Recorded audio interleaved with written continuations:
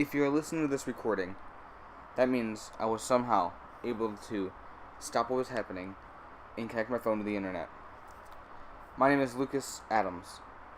I am a plane pilot, and I was flying around Cuba with my friend Rico when everything went south. I'll start with what I remember. I woke up dazed and confused. It was sweat all over my face, and I could vividly remember what just happened. As I slowly staggered up, I felt something happening, some pain on my left arm. I pulled it up to reveal a long scar stretched from my elbow to my wrist on the other side of my hand. The world was in a weird spin. Walking forward was very impossible, yet I actually tried anyway.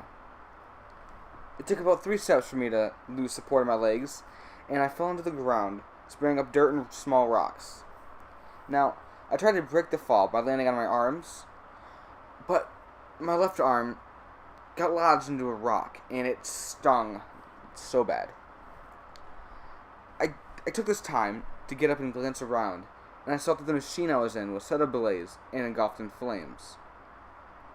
I was stuck there, with nothing to do, no one to talk to, and nowhere to go. At this moment, I blacked out for the first time. The strangest thing started to happen when I awoke. I was exactly where I last remembered, by the rock, but something felt different. Something was tight in my arm.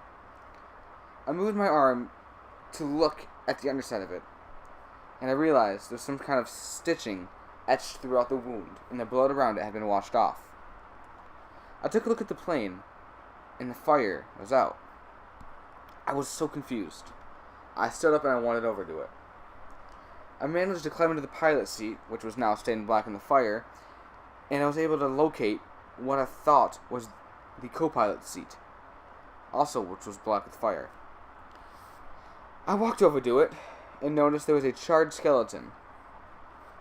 I gasped with horror as I realized it was my co-pilot, Ricardo. His brown eyes and neat black hair was gone. The only thing left were small fragments of bone, charred and still strapped with a seatbelt on the seat. I immediately thought it couldn't have been him. I swore he ejected down with me. I swore. I moved the charred skeleton onto a little leaf, which I used as a bed, and just stared at the body and cried for a bit. My tears stained the ground below, making it a darker color, which happened to be the color of Rico's skin. He was a Haitian, and not very local, but he moved to the USA during the recession, just to get a better life.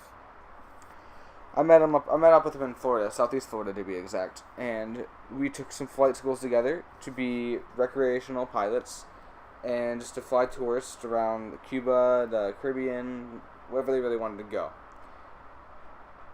So, in the middle of the crying, I blacked out again, but this time, I had a little dream with me. I had a dream of this bird just dying. What's the word I'm looking for? What's the word? I'm sorry, guys. I'm thinking this out. I didn't really type this before, but I just can't think of the word. On a further glance of the bird, I noticed that he had a spike in his side, like a bamboo spike in his left side. When I awoke, I realized I was going to have to starve, or else I'd kill this bird. I felt that some kind of shelter would suit me best at first. That way, if I wasn't able to find food by the time night fell, I would be able to sleep in this makeshift house, if per se. So, I did what I felt like was necessary to do.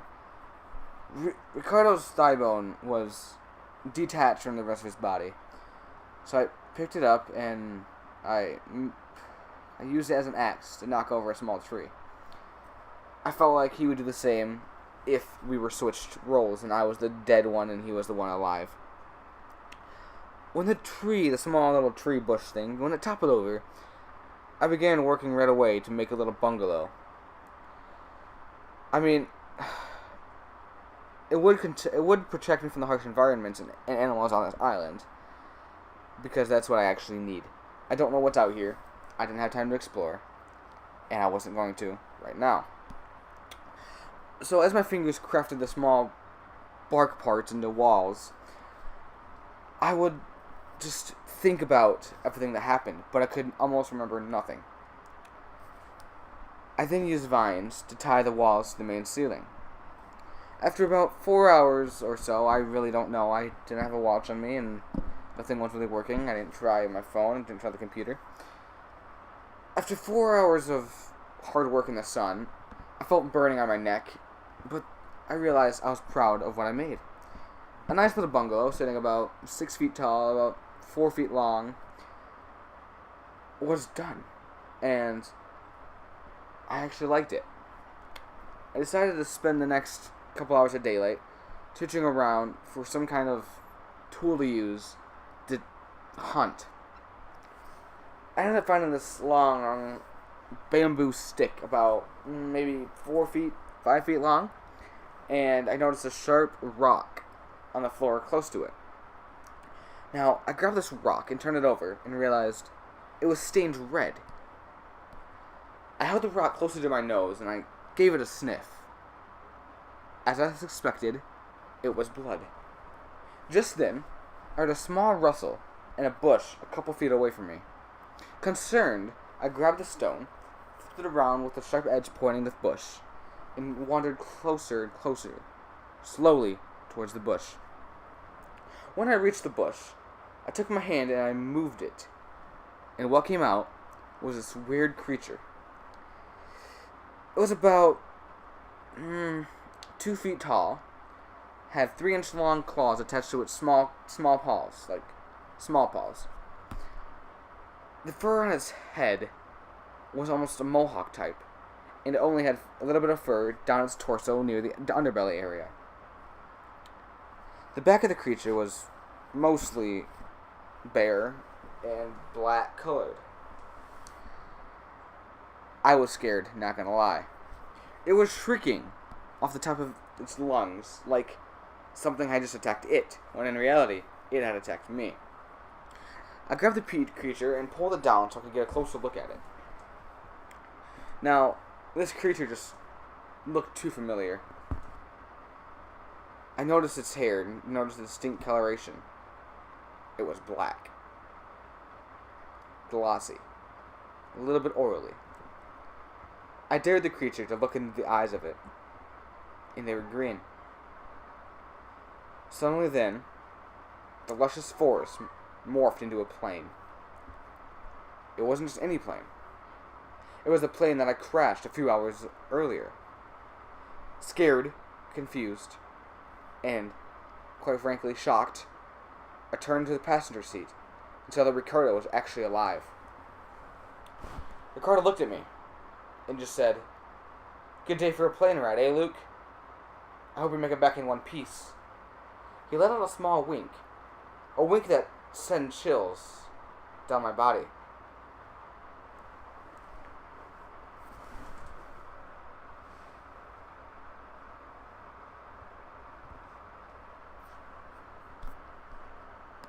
I apologize about what just occurred. I heard a small noise and I got kind of scared that something was coming for me again.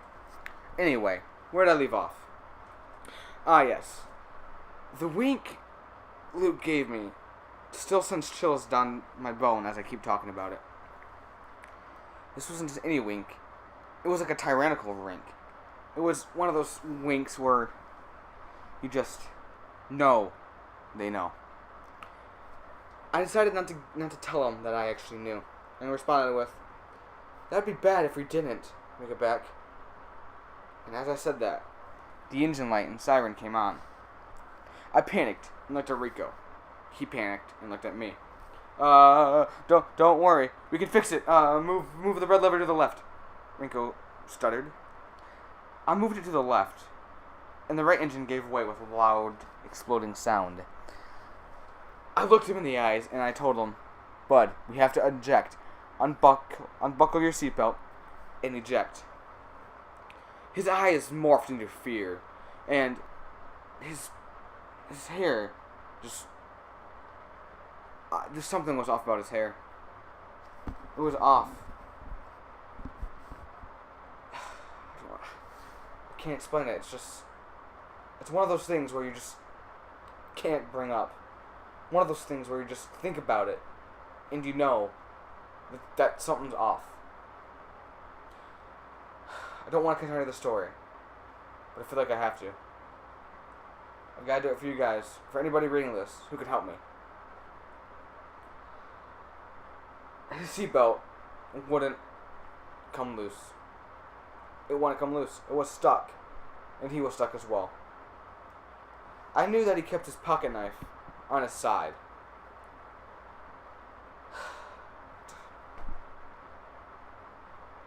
He handed me the knife for me to cut him out, but that's when the left engine blew. Terror ran down my spine. Terror I've never felt before. Something that I don't want to feel again. It wasn't like the roller coaster rides I experienced as a kid, or the time when I watched my own mother get shot by my father. It was something way worse. Something almost demon-like. As the engine blew, the knife in my hand dropped, and it started to fall. In the process of it falling, I tried to swipe it with my right hand, but it kind of tore through my skin on my left side, and I realized that's how it happened. I took the knife anyway, ignoring my pain. I cut his buckle loose. Just then, off in the distance, over the horizon, a small little island was stationed there. I grabbed the steering wheel of the plane and aimed it toward the island. When the island was getting closer, I was ready to eject, and so was Rico. We counted to 3, and together we pushed our buttons at the same time. My chute pulled up, and I was instantly ejected from the plane. I looked down to see if Rico was coming. Nothing happened. The plane hit the island with this loud exploding sound, almost like a bomb dropping. The whole plane caught on fire, and I knew Rico was dead. I looked toward the coast a little bit and noticed 6 near-naked men, I think they were. I don't know what they were. They were charging towards the plane, and the leader bared a musket, a single shot, 6-minute reload musket, like they used in the colonial days during the American Revolution and all these other revolutions. I floated down slowly, and the leader, who was inspecting the plane by this time, noticed me. He had his men all pull up their weapons, and each one took a shot. The bullets whizzed by, but a couple of them actually managed to hit my parachute. I aimed away from the island, away from them, and landed on a small little rock situated about mile and a half away from the island. I could see it from where I'm sitting. I could see the plane smoke rising above. I can see the people trying to get a boat over to me. But I know I'm stuck here. If you listen to this, this is a call for help. This is a call for anyone. Please, somehow, find a way to find me. I beg you. These people don't have good technology. They don't really have anything. I don't know where I am. I don't know how long I've been here. The sun hasn't set, and the sky is still blue. If somehow this gets out to my wife, I love you, Dora. I miss you. This might be the last transcript you hear from me. Might not be. If I can, I'll send anything else out. I'll keep you guys posted. Thank you for bearing this with me.